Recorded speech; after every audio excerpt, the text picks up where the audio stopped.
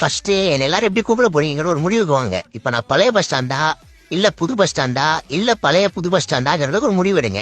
ஏன்னா முன்னாடிலாம் அட்ரஸ் கேட்டா அப்படி பழைய பஸ் ஸ்டாண்ட் பக்கமா போனீங்க வந்துடும் அப்படின்னு சொல்லுவாங்க. ஆனா இப்பெல்லாம் நான் பழைய பஸ் ஸ்டாண்டா இல்ல புது பஸ் ஸ்டாங்கிறதுலே கன்ஃபியூஸ் ஆகி அவன் எங்கேயோ போயிடுறான். அதுக்கப்புறம் டே அட்ரஸ் மாத்தி சொல்றா அப்படின்னு என்ன திட்டுறானுங்க. அதே மாதிரி என்ன கட்ட ஆரம்பிக்கும் போது என்ன சொன்னீங்க, கழுகு பறவையில பார்த்தா பறவை மாதிரியே இருப்பான்னு சொன்னீங்க.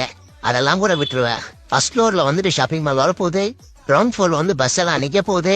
அதே சும்மா வேற லெவல்ல இருப்போம். தமிழ்நாட்டிலேயே இந்த மாதிரி பஸ் ஸ்டாண்ட் எங்கேயுமே பார்க்க முடியாது லாஸ்ட் பண்ணீங்களேடா. ஆனா இப்போ எனக்கே நிறைய இடம் தெரியாத மாதிரி ஆகிட்டீங்களா.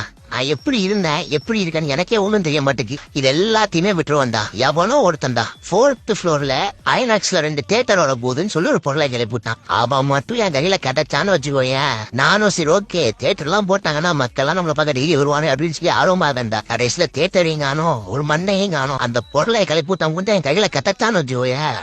போடா போ போ. 2D மட்டும் மறக்காம ஃபாலோ பண்ணிக்கோங்க.